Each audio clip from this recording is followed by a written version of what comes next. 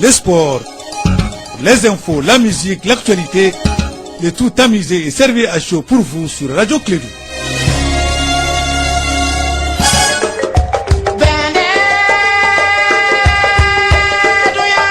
Ankabin, faisons la paix.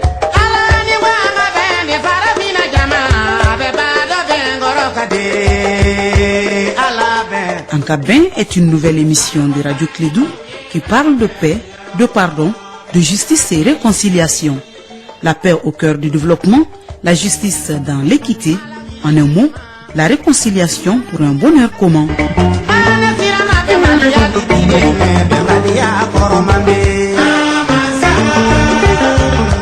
Ankabin, faisons la paix, une coproduction de l'Union africaine, la coopération suisse en collaboration avec Radio Clédou. Ankabin est une émission hebdomadaire qui se passe tous les samedis sur Radio Clédou entre 15h et 16h. Ankabin ou Faisons la paix est une nouvelle émission de Radio Clédou.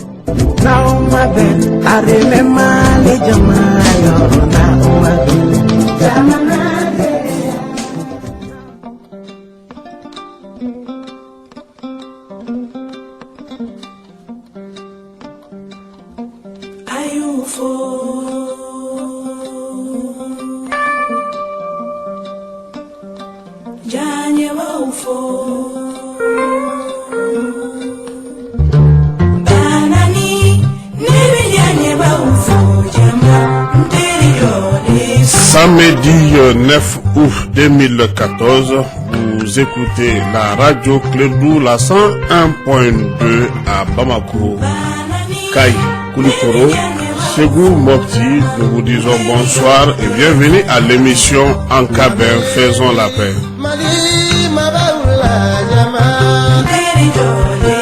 À la Zana Kone,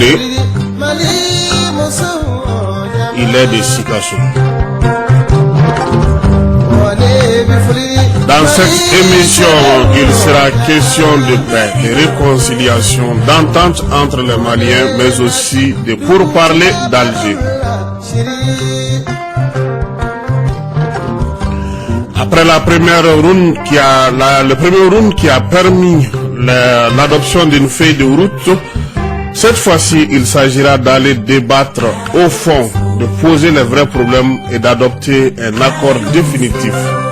C'est dans ce contexte que le haut représentant du chef de l'État, Modibo Keïta, continue sa consultation, son explication auprès des différents segments de la société, du contenu de la feuille de route, de son travail de haut représentant du chef de l'État, de même que des futures étapes des pourparlers qui doivent commencer à partir du 17 août à Alger.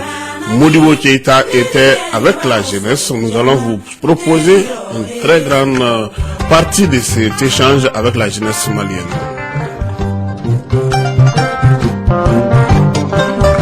L'émission s'appelle Ankabin, faisons la paix. C'est grâce à une collaboration de Misaël, la coopération suisse, la Radio Clédou. Ankabin, c'est tous les samedis, 15h-16h, la mise en onde assurée par Zana Kone. Au microphone pour la présentation, Kassim Traoré.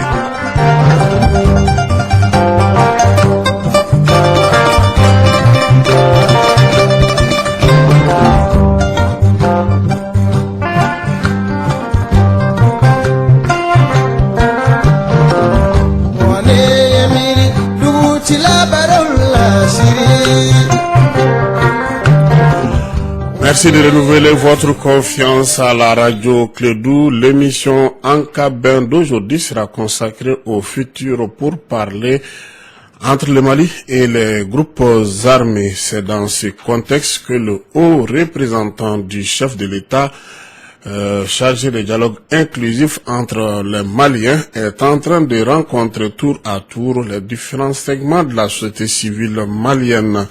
Après les femmes, les hommes politiques, Modibo Keïta a rencontré ce jeudi les jeunes du Mali. Il était au siège du Conseil national de la jeunesse pour échanger, expliquer les contours des futurs pourparlers, sa mission, mais aussi les différents les différents partenaires de ce dialogue qui va amorcer sa deuxième phase au niveau de l'Algérie.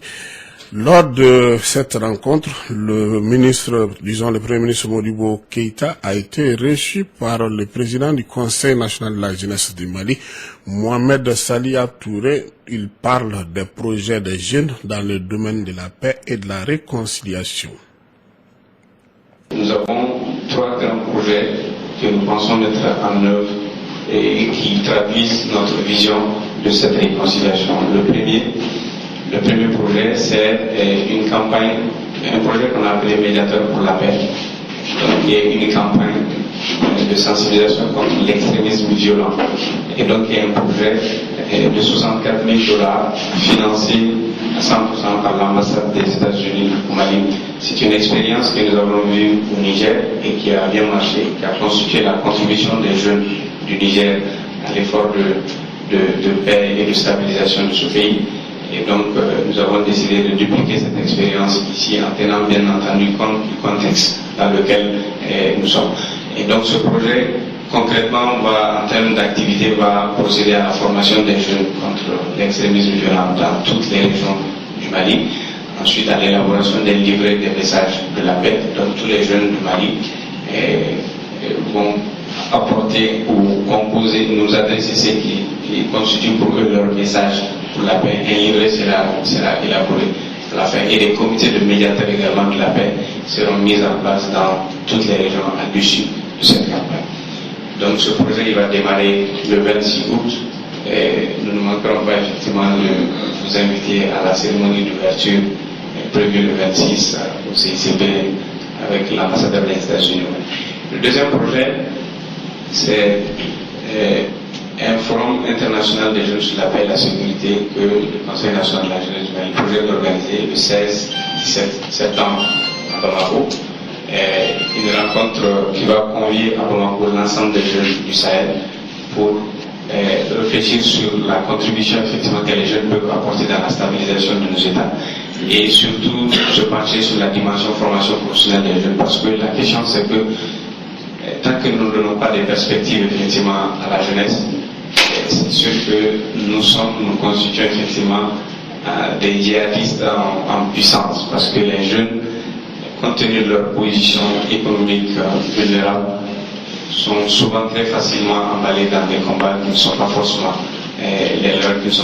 les combats du développement. Et donc nous nous sommes dit qu'il faut en tout cas faire 2 jours de réflexion avec nos camarades des autres pays du Sahel, mais aussi au-delà, qui vont être conviés à Bamako. Et cette grande rencontre de la jeunesse, son Excellence le président de la République Ibrahim Boubacar Keïta a décidé, a accepté du moins de présider la cérémonie d'ouverture. Et nous sommes à pied d'œuvre pour l'organiser. Nous sommes appuyés, accompagnés par l'Union européenne, la Sahel, mais aussi la coopération suisse dans son organisation. Le troisième projet, c'est un programme de 2 ans qui va s'étaler sur 2 ans, parce qu'on s'est dit qu'il faut qu'on sorte aussi de l'approche petit projet et aller vers des programmes globaux qui prennent en compte la formation des jeunes. Donc c'est un programme avec l'appui de l'UNESCO et de l'AMISMA dont la mise en œuvre va aussi démarrer. Un programme d'une enveloppe d'1 200 000 €, essentiellement basé sur la culture de la non-violence en milieu jeune, mais aussi en milieu scolaire. Donc si nous ne sommes pas performants dans ce que nous faisons, ça veut dire que le Mali de demain, effectivement, ne sera pas, tout simplement. Et donc il faut que les pouvoirs publics également aussi nous accompagnent dans ce travail. Nous voulons participer au processus du dialogue en cours, même si on n'a pas prendre part aux différentes discussions qui ont eu lieu et qui ont abouti à l'adoption de la feuille de route. Nous avons suivi ça en tout cas de très près. Et nous espérons en tout cas que les discussions qui vont s'ouvrir bientôt à Alger, que la jeunesse puisse effectivement participer à travers les jeunes qui vont porter les préoccupations que nous avons. Donc voilà, et essentiellement, j'ai été un peu long, mais il fallait faire le tour de tout ça, faire un état des lieux de tout ce que nous avons fait et notre vision Et à la minute où je vais terminer, je vais demander à mes camarades jeunes, je le fais tout le temps, que nous devons faire en sorte de rompre avec ou de nous éloigner des gens qui tiennent des discours sur le régionalisme et sur les mots. Parce que dans l'histoire de notre continent tout entier, c'est des discours qui nous ont causé assez de tort. En tout cas, plus de tort que de bien. La Côte d'Ivoire a été un moment donné un exemple fort. Et pour nous, malheureusement aujourd'hui, de plus en plus, certains hommes politiques en manque de projets, en panne d'idées, je veux dire en perte même de repères, s'adonnent à ce type de discours qui pervertissent et qui détruisent. Donc pour nous, en tout cas, le seul combat qui va être le vrai et le beau combat du Mali, c'est le combat de l'unité, c'est le combat de la paix. Et nous devons porter désormais pour toujours cet idéal et cette volonté.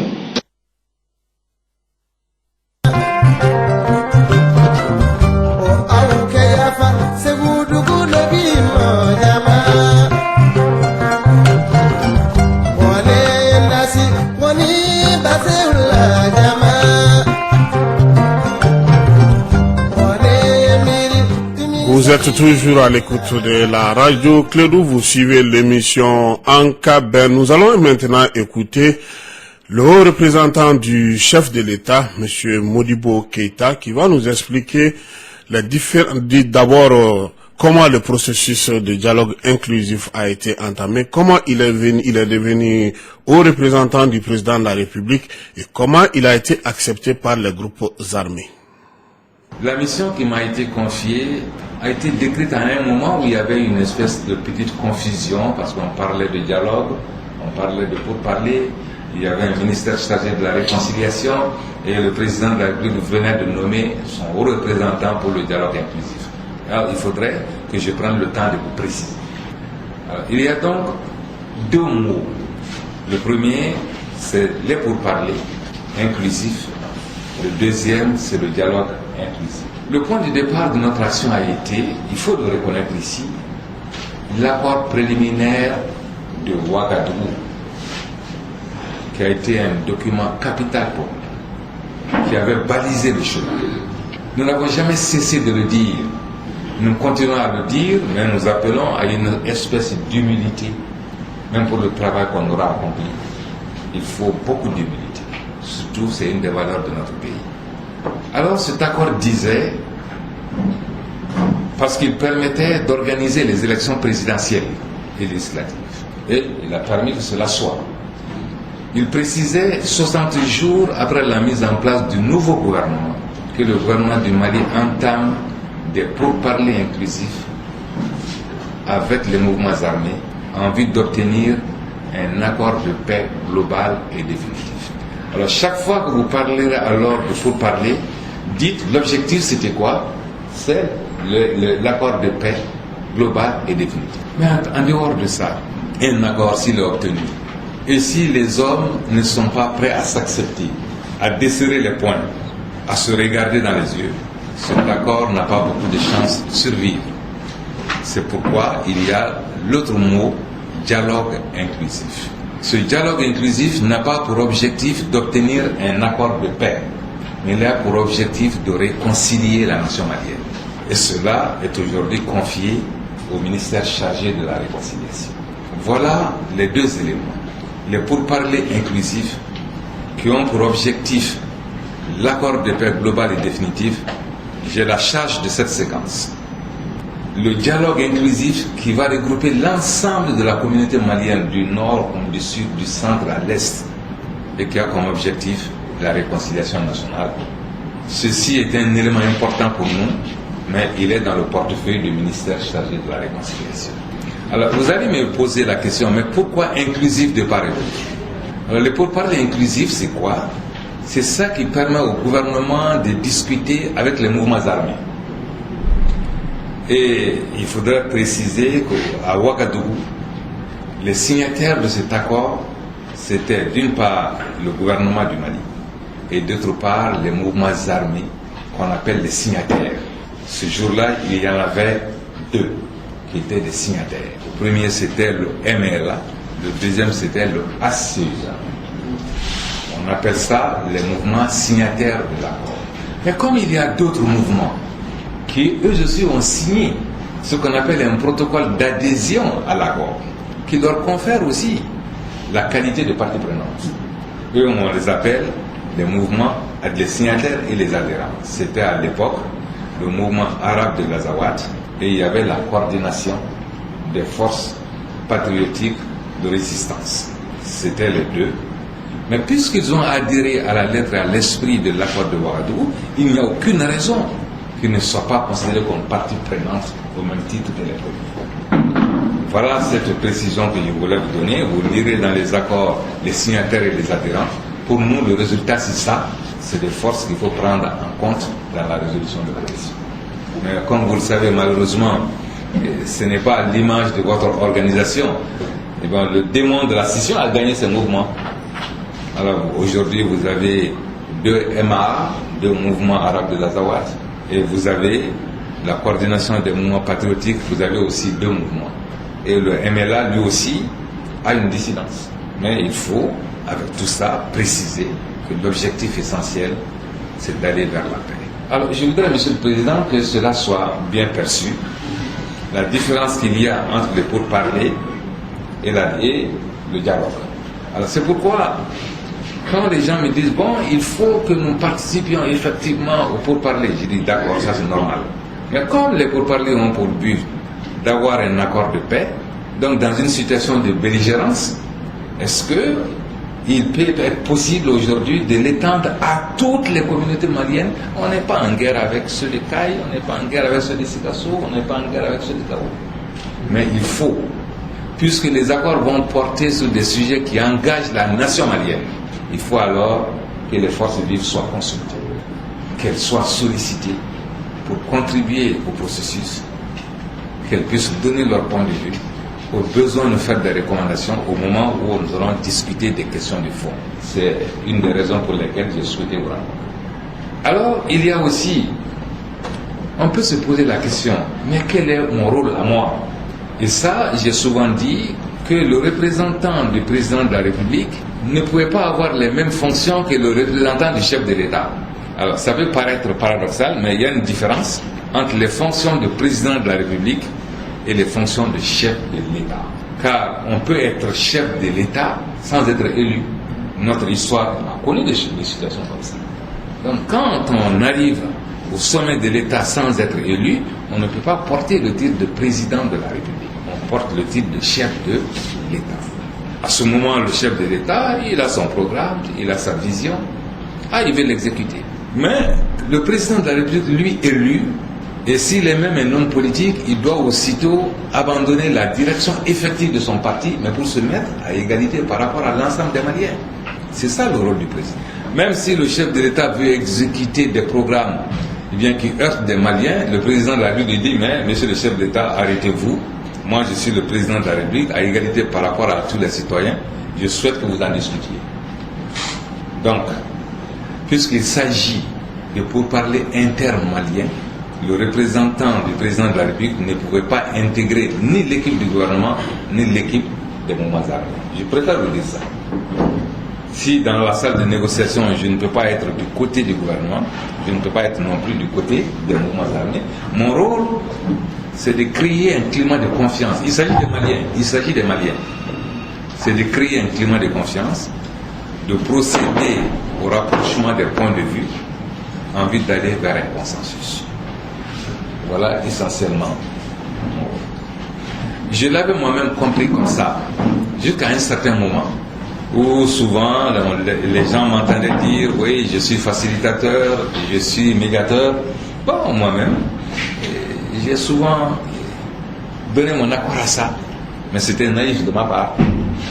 Alors, quand j'ai été installé avec mes collaborateurs, j'ai donc envoyé une lettre à chacun des mouvements armés, bien avant les événements de mai de Kidal, pour leur dire que je souhaitais les rencontrer, mais à une date et à un lieu de leur convenance, et que j'avais un message en 3 points.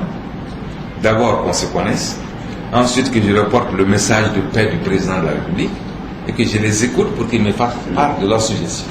Donc j'ai envoyé ces 4 lettres-là au mouvement arabe.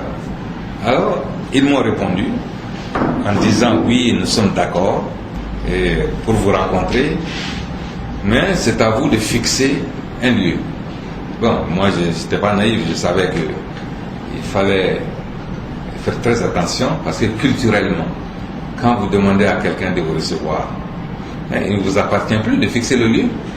Non, on ne peut pas dire ah monsieur recevez-moi mais ça va se faire à tel endroit. Non, c'est au lieu de leur convenance. Alors comme j'ai senti qu'eux-mêmes avaient quelques petites difficultés pour se mettre d'accord, ils ont dit oui, on va vous recevoir, mais à Ouagadougou pour un groupe. Je suis allé à Ouagadougou les rencontrer. Bon, ça s'est passé dans une atmosphère très courtoise. Très très courtoise. J'étais accompagné de certains de mes collaborateurs. Mais voilà ce qu'ils m'ont dit ce jour-là. Ils m'ont dit, monsieur le haut représentant, nous avons apprécié votre démarche, mais nous sommes obligés de vous dire qu'il n'y a pas de confiance entre nous et le gouvernement du Mali. C'était après les événements de Kidal. Et dans ces conditions-là, vous avez été nommé par le président de la République. Nous ne pouvons pas croire que vous serez neutre. Donc, nous ne souhaitons pas une médiation nationale. Après, ils m'ont dit, compte tenu de ce climat de méfiance, nous ne souhaitons pas que ces pourparlers se tiennent au début au Mali. Je préfère vous dire ça. Bon, je n'étais pas allé pour discuter de ces questions, c'était pour recueillir leurs suggestions. Alors, quand on est, si vous voulez, un marchand de la paix, il ne faut pas que la forme tue le fond. J'ai dit, d'accord, j'enregistre. Alors, le deuxième groupe m'a répondu en disant, oui, on va vous rencontrer, mais cette fois-ci à Nouakchott. Bon, je suis allé les rencontrer à Nouakchott, c'était la coordination des mouvements et forces patriotiques, le MA. Donc, ça s'est passé dans de très bonnes conditions. Eux, ils ne m'ont pas posé le problème de la médiation nationale ou internationale, mais ils m'ont dit qu'ils ont le sentiment que le gouvernement ne traite pas les mouvements de la même manière. Que le gouvernement et les pouvoirs publics, et même la communauté internationale, s'intéressaient plus au premier mouvement qu'eux. Hein? Le MLA, le ASUA, et qu'ils ont ce sentiment-là. Bon, j'ai dit, ça aussi je le note. Alors, notre préoccupation a été de faire comprendre à tout le monde qu'il s'agit des groupes armés de notre pays et nous avons l'obligation de les traiter de la même manière. Alors, c'est pourquoi j'ai renoncé moi-même à être, si vous voulez, le médiateur et à exiger que ça se passe au Mali. Parce qu'il ne fallait pas laisser de zones d'ombre. L'attachement à la paix était tellement viscéral que je n'avais aucune raison, si vous voulez, pour des raisons d'ego, des raisons d'amour-propre, de dire non, il faut que je sois le médiateur. Ce serait une espèce de trahison pour la cause de notre pays. On a donc dit, nous sommes d'accord. Alors, mettez-vous d'accord. Alors, entre-temps, l'Algérie a donc convoqué chez elle ces mouvements armés, les deux, pour leur dire, bon, en prévision des pourparlers qui vont s'ouvrir, je souhaite que vous ayez une position harmonisée. Ça n'a pas été possible de mettre les deux groupes en même temps, et au même lieu, mais ils ont tous signé séparément ce que les uns ont appelé la déclaration d'Alger et ce que les autres ont appelé la plateforme d'Alger, tous séparément. La déclaration d'Alger a été signée par le MLA, par l'aile du MA et par le ASUA. La plateforme d'Alger a été signée par l'autre aile du MA, la coordination des mouvements patriotiques et une dissidente du MLA qui s'appelle CPA. Voilà les deux documents. Dans ces deux documents, chacun exprime son point de vue. Mais j'ai constaté qu'il n'y avait absolument rien qui pouvait nous inquiéter. Puisque encore une fois, l'accord de Ouagadougou avait balisé, avait dit qu'il y a des acquis sur lesquels on ne peut pas revenir. Ces acquis sont l'intégrité territoriale du Mali, la forme républicaine et laïque du Mali, la forme démocratique du Mali. Et ça, ce sont des acquis, on ne peut pas revenir là-dessus. Alors, J'ai donc dit dans ces conditions, puisque les deux groupes sont en Algérie, alors peut-être qu'on pouvait transmettre à l'Algérie une feuille de route, un projet de feuille de route, en lui demandant de convier la partie gouvernementale pour qu'ils se retrouvent en Algérie pour discuter de cette feuille de route aux besoins de la Régie. Ça n'a pas été possible immédiatement, mais c'est ce qui finalement a été fait. Et je vous en parlerai tout à l'heure. Alors, vous allez donc me poser la question, mais puisque vous dites que l'intégrité territoriale ne sera plus discutée, la forme républicaine et laïque ne sera plus discutée, mais qu'est-ce que vous allez discuter alors? C'est ça une question que les jeunes me posent, et je crois que c'est ça qui vous importe. Bon. Là, le même accord de Ouagadougou dit il y a 7 grandes questions, 7, que nous devons discuter au cours des pourparlers avec les mouvements arabes. La première, c'était quelle sera l'organisation administrative et institutionnelle de la République du Mali. Ça veut dire en termes clairs, est-ce que l'État central va-t-il continuer à gérer les collectivités décentralisées comme il le fait en ce moment? Qu'est-ce qui va se passer? On appelle ça l'organisation administrative et institutionnelle du Mali. Première question. La deuxième question, c'est dit, bon, chacun parle de gouvernance. Alors, quelles sont les mesures que nous allons prendre, dont nous conviendrons, pour améliorer la gouvernance administrative, la gouvernance politique et la gouvernance économique? Il faut qu'on en discute. Une autre question, c'était de dire, bon, il y a quand même des personnes déplacées, il y a des réfugiés. Comment assurer le retour de ces personnes déplacées et réfugiées et comment réaliser leur insertion dans la vie normale?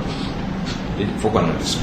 Ensuite, il y a une autre question, dit, à partir du moment où il y a un conflit armé, il y aura donc des problèmes sécuritaires à examiner, notamment la réforme des forces de défense et de sécurité, puis toutes les opérations de cantonnement, les opérations de démobilisation, de désarmement et de réinsertion, il faut qu'on en parle. Ensuite, il y avait l'épineuse question de la protection des droits humains, des droits de l'homme au Mali. Comment allons-nous promouvoir la protection des droits de l'homme? Et la dernière question qui était inscrite, c'était comment allons-nous procéder, réussir la réconciliation dans ces relations avec la justice? Mais il faut dire, c'est dit entre autres, voilà les questions qui doivent constituer le plat de résistance. Voilà, à la question de savoir de quoi allons-nous discuter, c'est ça. Étant entendu qu'on ne reviendra plus sur ces grandes questions qui fondent la République du Mali, l'intégrité territoriale, l'unité nationale, la forme républicaine et laïque, on ne reviendra pas sur ça. Donc, nous avons imaginé qu'il fallait réussir l'obtention d'une feuille de route. La feuille de route, c'est une expression qui aujourd'hui est venue. Nous appelions, quand nous avions votre âge, on appelait ça des programmes, ou les calendriers. C'est dire, nous allons nous réunir, mais voilà notre programme, voilà ce que nous allons discuter. C'est ça la feuille de route. Mais elle ne comporte aucun point de fond discuté. C'est pas le moment. Je disais aux partis politiques que c'était la porte d'entrée, mais que j'étais formel là-dessus. On a discuté d'aucune question de fond. Ce n'était ni l'objectif, ni le moment.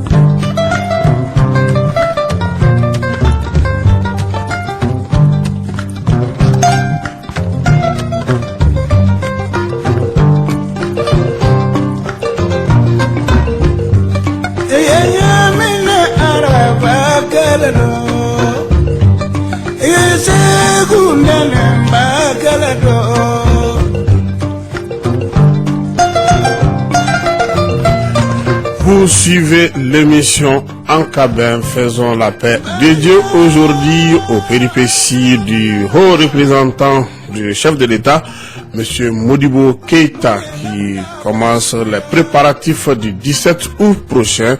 Il est à la rencontre de la jeunesse malienne. Nous sommes en train de vous proposer de larges extraits de son intervention. Là, dans la première partie, c'était uniquement le pourquoi, les contours, comment il est devenu lui-même haut représentant du chef de l'État pour le dialogue inclusif, l'adoption de la feuille de route, le rôle des uns et des autres. Maintenant, la seconde phase qui va débuter le 17 août prochain à Alger, il va essayer de nous expliquer ça aussi, comment cela va se passer avec les pays partenaires. Modibo Keïta. Donc, nous avions prévu trois phases. La première phase, c'était de soumettre un projet de feuille de route et au gouvernement et aux mouvements armés pour qu'il puisse y avoir une adoption consensuelle. La deuxième phase, c'était maintenant de réunir les partis concernés pour que les partis discutent des questions de fond. La première phase, c'est celle qui s'est tenue du 16 juin au 24 juillet. C'est celle qui s'est tenue en Algérie, avec comme objectif l'adoption d'une feuille de route, mais pas de négociation. Donc, la deuxième phase maintenant, c'est celle qui devrait commencer le 17 août pour se terminer vers le 11 septembre. Et c'est au cours de cette phase que les points que j'ai évoqués doivent être discutés. Ça, c'est les questions de fond. Alors, il y aura une interruption à partir du 11 septembre pour permettre que l'accord de paix, ce n'est pas encore un accord, mais c'est ce qu'on appelle le règlement, le plan de règlement. Vers le 11 septembre, on aura un plan de règlement qui contiendra les données essentielles d'un futur accord. Donc, nous reviendrons au Mali avec ce plan de règlement, qui n'est pas un accord définitif encore, et c'est ça qu'il faut soumettre à la communauté nationale. Pour dire, voilà un plan de règlement, voilà les éléments que cela comporte. Bon, vous jeunes, qu'est-ce que vous en pensez? Vous femmes, qu'est-ce que vous en pensez? Les communautés, qu'est-ce que vous en pensez? Il faut une sensibilisation. À partir du 11 septembre, jusqu'en fin septembre, il faut faire ça. Donc, une fois que cela est fait, toujours dans la deuxième phase, on retourne encore en Algérie pour dire, bon, on avait un plan de règlement qui comportait les éléments essentiels d'un accord de paix. Voilà les observations qui ont été faites. Bon, on les intègre. Et cette fois-ci, on va proposer un accord de paix dans les formes juridiques.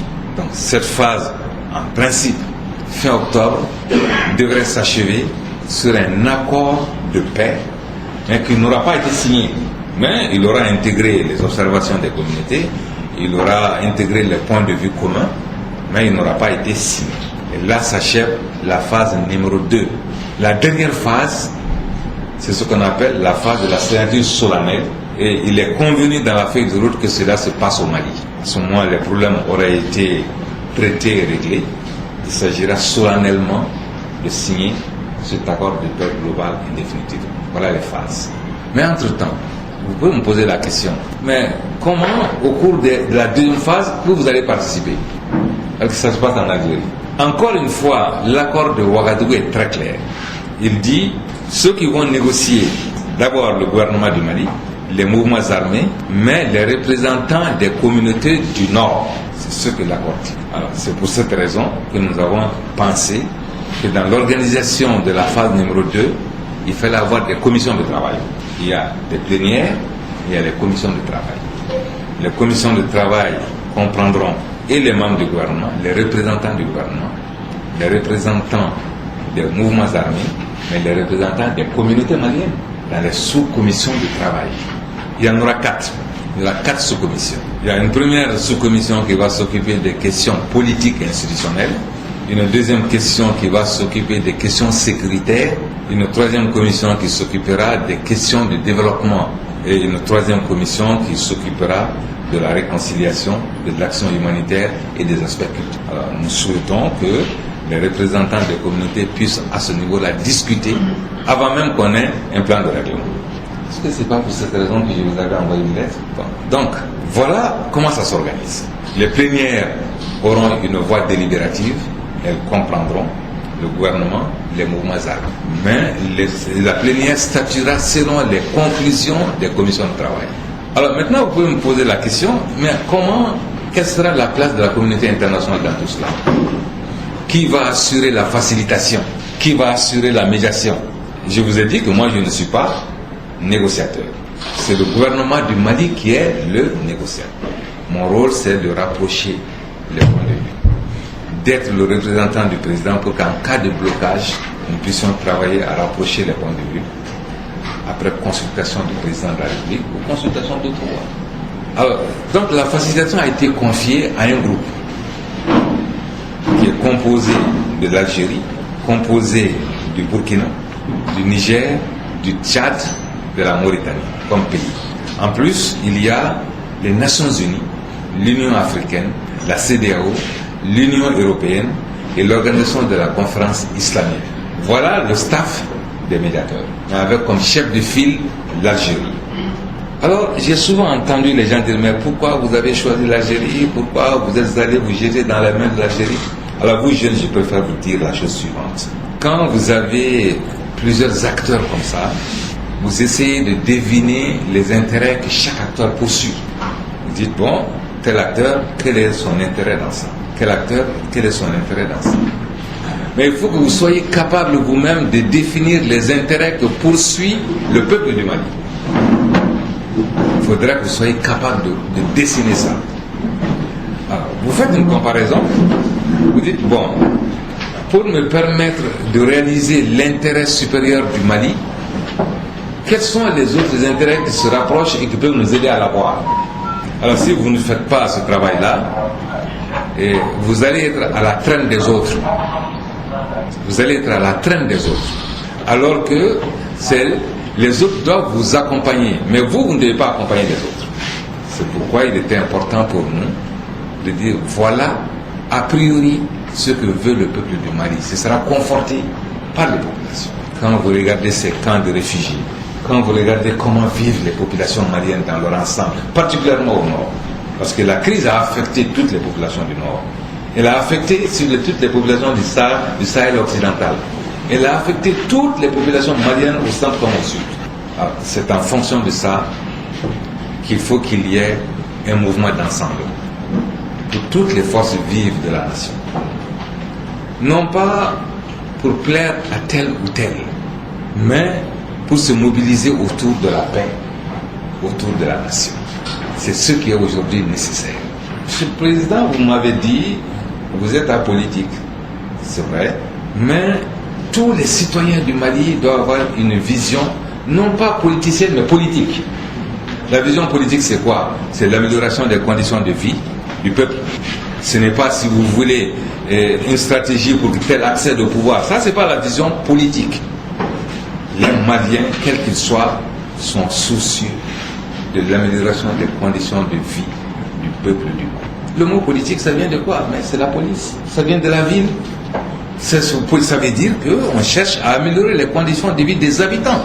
Alors maintenant, quand l'individu veut prendre la place du collectif, c'est là où il y a des problèmes. C'est là où il y a des problèmes. Donc l'appel que j'ai à vous lancer, c'est que vous constituez une force extraordinairement positive pour le Mali aujourd'hui. Même si nous n'avons pas de richesse naturelle, nous avons une richesse humaine. Donc vous êtes l'épicentre. À condition que vous-même, vous puissiez vous rendre compte que vous ne pourrez jamais construire le pays à partir de rien. Quand vous voulez reconstruire votre maison, ne détruisez pas tout. Laissez au moins une pièce où vous allez habiter avant que l'autre soit construite.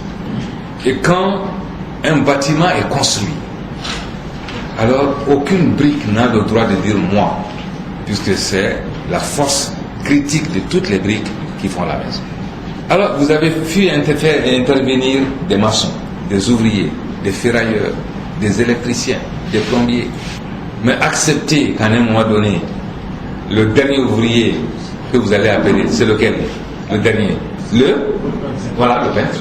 Alors, acceptez que le peintre lui aussi dise, oui, mais que le passant dise, mais cette maison est belle, hein, regardez la peinture. Alors, il ne faut pas que le maçon dise, mais pourquoi vous voulez dire ça? Si moi je n'avais pas construit, est-ce qu'il y aurait eu la peinture? Non. Je crois que nous sommes attachés à une œuvre collective. Il faudrait que la jeunesse comprenne ça. Qu'elle accepte de se former. Qu'elle accepte, si vous voulez, d'avoir des objectifs clairs et précis. Mais qu'elle montre des stratégies qui sont des stratégies cohérentes. Et j'ai vu que vous en avez. Alors, je termine avant de vous laisser la parole en disant que la performance de la main ne réside pas dans la finesse des doigts, mais dans la qualité de l'ouvrage que la main génère. Donc, soyez actifs, proactifs, mais ne soyez pas réactifs. Qu'est-ce que ça veut dire? Quand vous avez une attitude de celui qui est le réactif, bon, on vous donne une gifle, vous allez répliquer, vous allez donner la gifle. Vous êtes à ce moment réactif. Mais dites-vous, mais celui qui m'a donné une gifle, mais par quelle voie il est passé pour me donner une gifle? Vous définissez cette voie et c'est ça qu'il faut couper. Il ne pourra plus passer par ça pour vous donner une gifle. Donc, essayez d'être toujours attentif, non pas à propos des effets, mais à propos de la cause. Tant que vous n'arriverez pas à définir les causes, à les traiter correctement, les effets ne disparaîtront pas.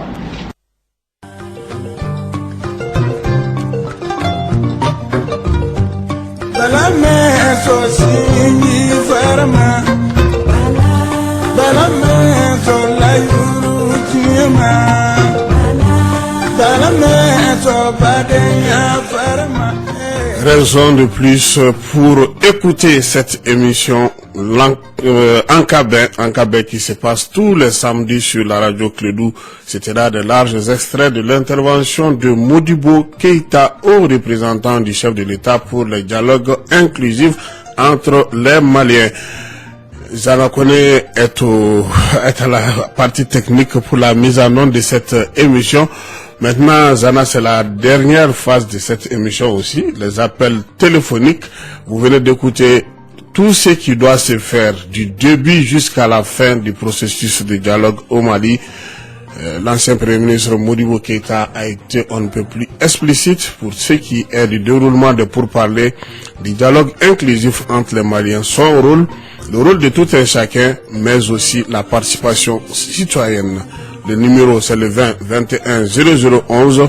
Vous appelez et vous posez votre question, vous faites votre contribution. Vous avez 15 minutes avant la fin de cette émission. Zana Kone est aux opérations techniques.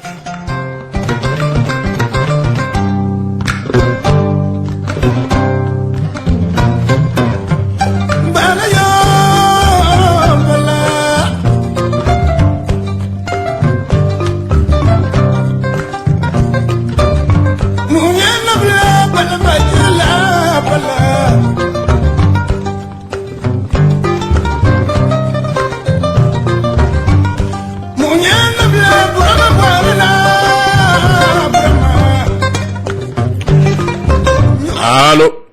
Allô, bonsoir. Oui, bonsoir. Ça va bien? Oui, ça va. Vraiment, je vous encourage pour cette émission-là. Merci beaucoup, madame. Vraiment, je souhaiterais que cette émission-là, les propos du représentant-là, soient continuellement diffusés, quoi. D'accord. Vraiment. Pour plus d'informations, pour plus de sensibilisation et puis de compréhension, quoi. C'est quand les gens comprennent, ils vont accepter. Mais quand on ne comprend pas, surtout qu'on peut prendre ça au vol, vraiment, il faut de temps en temps faire passer son message. D'accord. Merci bien. Merci, madame. Le numéro, c'est le 20 21 0011. La radio Clédou, l'émission Ankabé, faisons la paix.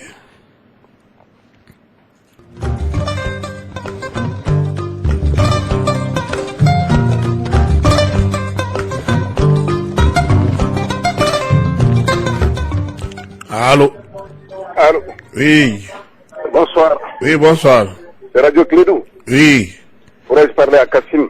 Vous êtes en direct. Je suis en direct. Merci, Kassim. Mes félicitations pour la qualité de l'émission. Merci beaucoup. Le haut représentant, il vient de brosser un pas important pour une sortie de crise viable. Oui. Nous espérons simplement que la suite soit suivie d'effets et que surtout les populations, que ce soit au nord ou au sud, puissent être informées et si possible traduction en bambara et dans toutes les langues. Parce que ce que nous vivons aujourd'hui, c'est le Mali qui renaît et qui revit. Et ce nouveau retour du Mali ne peut se faire que quand tous les Maliens se mettront ensemble. Et qu'ensemble nous nous donnons la main pour bâtir un nouveau départ. Je vous félicite. Nous vous promettons. J'aurais souhaité que vous soyez un Diara. Merci. On vous promet aussi la version en Bamananka, Inch'Allah. Ok, merci Kassim. Merci. Bien. Vous écoutez toujours la radio Clédou, vous suivez l'émission Ankabin, faisons la paix. Zana connaît aux opérations techniques pour la mise en onde. Vous avez entendu les propos du haut représentant du chef de l'État sur le dialogue inclusif. On a un auditeur. Allô? Oui, allô? Oui. Radio Clédou. Ok, on a la émission à même si le catin toro. On est à Chambala de Obaram Nala ou Bulunga. Oui, Nairobi. On est facile. Oui. On est Timinandia. Merci beaucoup. Merci bien. On rappelle à nos auditeurs que la version française est uniquement réservée aux appels téléphoniques en français et nous serons dans l'obligation de donner la parole à ceux qui interviennent en français. Allô? Allô, bonjour, Catherine. Bonjour. Félicitations pour vous et pour toutes les deux par rapport à l'émission. En même temps, je voudrais dire aussi que le haut représentant, je crois, c'est ça du président de la République, vient vraiment de nous éclaircir par rapport aux démarches qu'il a eu à entreprendre avec les différents mouvements en place. Et rien n'a été caché. Et voilà, vraiment, je félicite un très grand cadre. Un grand cadre comme le haut représentant du président. J'espère que le reste va suivre de fait et que vraiment tous les Maliens seront associés par rapport au chantier pour la paix. Et nous disons vraiment bravo et que ce soit bonne continuation au gouvernement et aux représentants. Merci beaucoup. Vive la paix, vive les Mali unis fort. Merci beaucoup. 20 0011.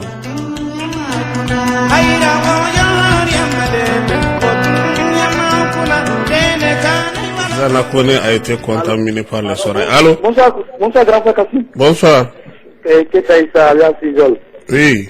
Alors, le haut représentant a bien parlé, quoi. Le problème, c'est qu'il a oublié le problème du Sud aussi.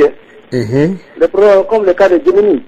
Voilà, moi, je suis en train de terroriser. Moi, je suis en train de devenir rebelle. Ah bon? Ça nous fait 8 mois. Évidemment, nous, on n'a pas de salaire.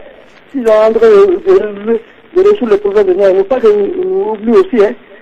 Donc, franchement, moi, je suis devenu rebelle. Ouais. C'est pas sûr. Il faut ne pas qu'ils oublient le CIDIS aussi. Nous, ne pas quoi. Non, il a intégré tout. Je ne sais pas si vous avez suivi le début de l'émission. Oui, j'ai suivi le début de l'émission. Sans quoi il a expliqué ce qui sera le rôle de tout le monde, les différentes phases, il a été très clair. Ouais. Voilà. Il n'a oublié personne, il n'a oublié aucune partie du Mali. Voilà. Ouais. Quand même, il faut que les gens passent aussi à Djemini. Où? Il faut que les gens passent aussi à Djemini. Vous parlez de quelle localité? Djemini. Djemini, c'est où? L'institution financière Djemini. Allô? Alors oui, je parle de l'institution financière Djemini. Ah non, nous on parle du problème du Mali de façon générale. On parle pas de cas particuliers. Je parle le problème du Mali de façon. Je veux faire partie du sud du Mali. Oui, j'ai dit, on parle de paix et de réconciliation de façon générale au Mali. Mais moi, je savais Djemini. Oui, Djemini, c'est un cas particulier. C'est des questions de gestion et des questions de gouvernance. Et aujourd'hui, on parle de paix et de réconciliation. Oui, ça va. Voilà, merci beaucoup. Bonsoir, je salue Moussa Guindou. Merci beaucoup. Bye bye. Clédou devient la tribune des sans-voix. Les gens pensent qu'en passant par Clédou, ça peut résoudre tous les problèmes du monde. Nous faisons notre mieux. Au téléphone, c'est le 20 21 0011. On a un auditeur. Allô? Allô? Oui. Bonjour. Bonjour.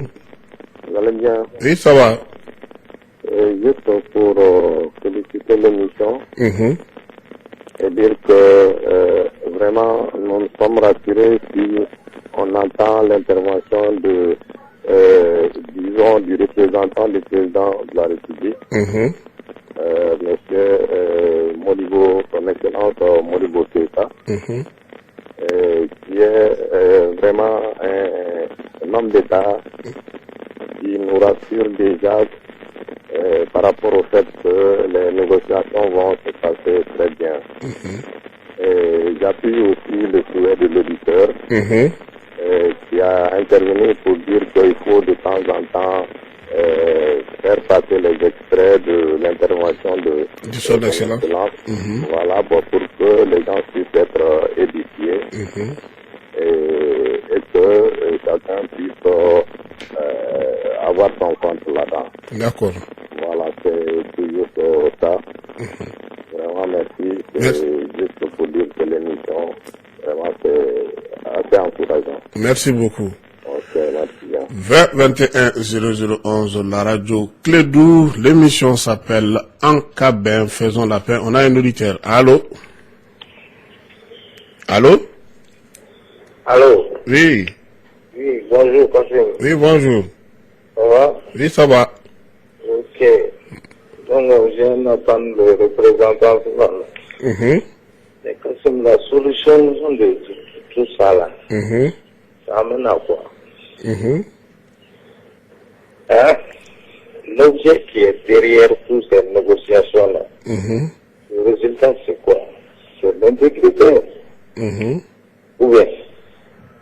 On vous écoute. Ou bien, c'est ça.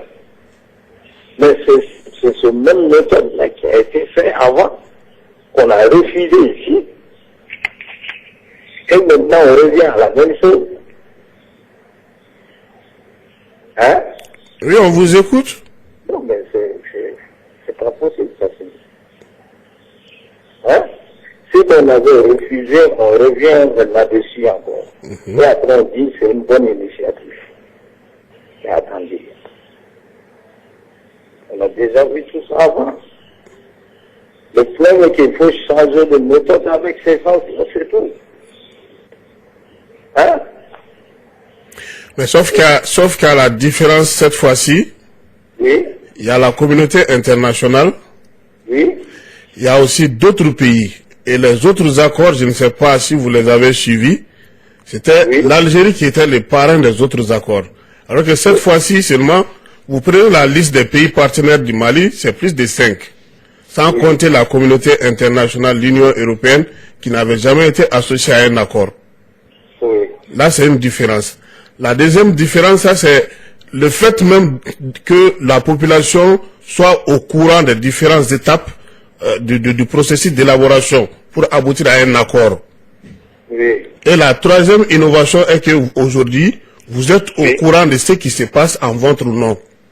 Oui. Moi, je pense que même vous, aujourd'hui, ce que le Premier ministre Modibo Keïta vient de dire, ils vont aller faire les prérequis du 17 août au 11 septembre. Et ils vont pas signer un papier. Ils viendront le soumettre à la population malienne. Et en ce moment, vous qui n'êtes pas d'accord avec un aspect, vous aurez la parole pendant 1 mois. Moi, je pense que ça, c'est aussi du nouveau là-dedans. Oui, ça, c'est une évidence quand même. Oui, j'ai dit, en tout cas, c'est une nouveauté. Vous aurez la possibilité de dire, ça ne va pas, c'est de l'ancien. Oui, c'est de l'ancien. Voilà. Et pour les autres accords, vous n'avez pas eu cette possibilité. Ça, il faut le reconnaître aussi. Ouais. Voilà. Ouais. En tout cas, nous devrons nous mettre en tête que nous sommes un pays uni. Et quand ça ne va pas, on a le droit de le dire ce qui ne va pas. C'est parce que c'est dans la divergence aussi qu'on peut faire quelque chose de bon. On ne doit pas s'asseoir pour dire que non, chaque fois c'est la même personne, c'est la même proposition. Ce qui n'est pas bon là-dedans, vous êtes obligé de le dire. C'est pourquoi nous faisons cette émission. Pour que les gens puissent donner leur point de vue.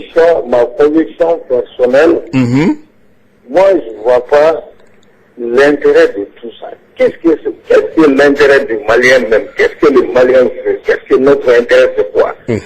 Tout c'est pour parler là, ça va représenter quoi pour nous? C'est là la vraie question. Et c'est là qu'on ne nous explique pas. La population du Nord est en train de souffrir. C'est pas la population de Bamako qui est en train de souffrir. Oui. Il faut demander cette population-là. Mais j'espère que vous avez écouté le haut représentant. Il dit que pour cette seconde phase, ils vont partir avec les communautés du Nord. Oui. Ça va pas se faire sans eux. Hein? Ah, mais quand même, moi, je prononce la prudence dedans. Oui, malgré cette prudence, elles-mêmes, elles seront là-bas. Ah, les ressortissants des localités du Nord, ils seront présents là-bas. C'est à eux de voir ce qui n'est pas bon pour eux. Personne d'autre ne va parler à leur place quand même. Voilà. Voilà. En tout cas, moi, je suis d'accord que vous ayez un avis contraire. C'est ce qui enrichit le débat. Voilà. C'est une autre façon de contribuer au débat aussi. Ok. Ouais. D'accord. Merci à vous. Merci beaucoup. Le téléphone, c'est le 20 21 0011. L'émission En cas ben faisons la paix. C'est sur Radio Clédou. On a un auditeur. Allô? Allô, bonjour. Oui, bonjour. Ouais, bien, moi je suis avec intérêt bien ce débat. On dit qu'on négocie avec les groupes armés du Nord et que d'autres pensent que c'est les populations du Nord qui souffrent. Je pense que c'est tout le peuple malien qui souffre. Nous avons des parents tombés sur les champs d'honneur, nous avons des fonctionnaires qui ont été dépouillés de tout ce qu'ils ont. Si l'État malien sent qu'il est incapable ou à peur devant l'armée, le débat n'aura de sens que si toute la population malienne aussi fait part des discussions d'entente, quoi. Parce qu'il ne faut pas gérer une situation pour 1 et 2 jours, ça peut revenir du jour au lendemain. Ça c'est vrai. Cette crise a créé trop de frustration et trop de démunis. Je ne sais même comment le dire, quoi. Nous avons perdu des parents là-bas. Nous avons perdu beaucoup de parents. Et puis on ne va pas aller négocier avec les assassins à ceux-ci. Et que le gouvernement ou les négociateurs pensent que tout le peuple doit se soumettre à ce qui serait conclu. Bien vrai, je suis d'accord que dans 1 mois, on aura le temps de discuter, de débattre, mais faites part de ce que serait l'intérêt de ces groupes rebelles et les peuples, les familles de cette crise aussi doivent faire part de ces débats. En tout cas, c'est le gouvernement qui doit tout faire pour prendre en compte les préoccupations des familles des victimes. C'est mon opinion à moi. Non, le débat est ouvert, chacun parle de ce qu'il pense. Non, moi je vous rejoins, j'ai dit que c'est au gouvernement d'essayer de prendre en compte le cas des victimes, par exemple le cas de violations, surtout les militaires, du côté des militaires, et ceux qui ont été égorgés à Guelok et autres, et ceux qui souffrent. Le commandant de compagnie, c'est mon frère de sang. Voilà. Mon petit frère de sang. Donc, chaque fois quand j'entends des émissions relatives à ce débat, et qu'on pense qu'aux groupes armés, aux populations du Nord, mais je dis, c'est trompe là, nous, nos parents qui sont morts là-bas, ils sont pas du Nord, hein. Non, c'est au gouvernement, c'est au gouvernement malien d'intégrer tout ça dans l'aspect juridique, et pour voir ce qu'ils doivent être pas fait. des miettes, comme des sacs de riz, des petits montants dans l'enveloppe qui vont nous soulager le cœur.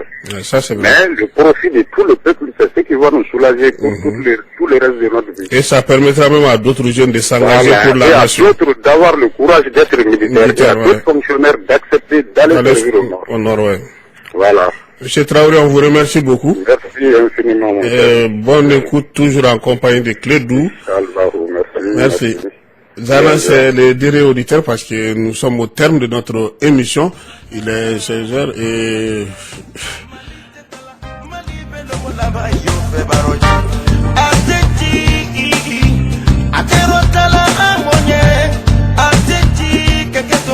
Voilà, c'est ce qui met un terme à l'émission En Cabin d'aujourd'hui. 15h, 16h, c'est tous les samedis sur la 101.2. Nous vous remercions tous ceux qui nous ont appelés pour participer à cette émission. Nous remercions aussi M. Modibo Keïta, haut représentant du chef de l'État, qui a accepté quand même l'enregistrement de son intervention au niveau du Conseil national de la jeunesse pour être diffusé sur la radio Clédou.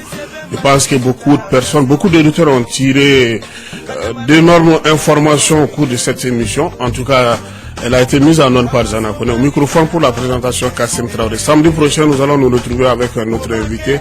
D'ici là, ne décrochez pas, ne raccrochez surtout pas. Le sport, c'est tout de suite sur Clédou avec le championnat national de football. Nos équipes sont sur le terrain au niveau du stade Omnisport Modibo Keita. Bonne écoute radiophonique et à la semaine prochaine.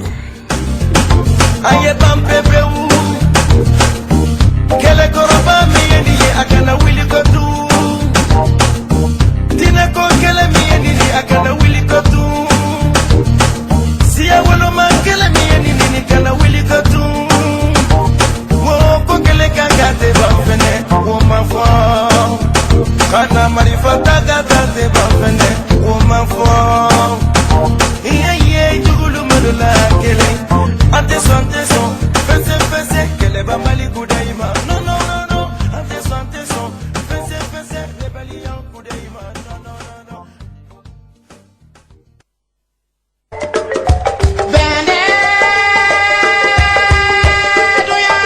Anka Ben, faisons la paix.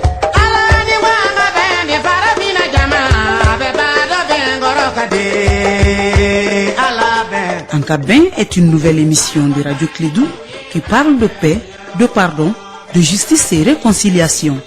La paix au cœur du développement, la justice dans l'équité, en un mot, la réconciliation pour un bonheur commun.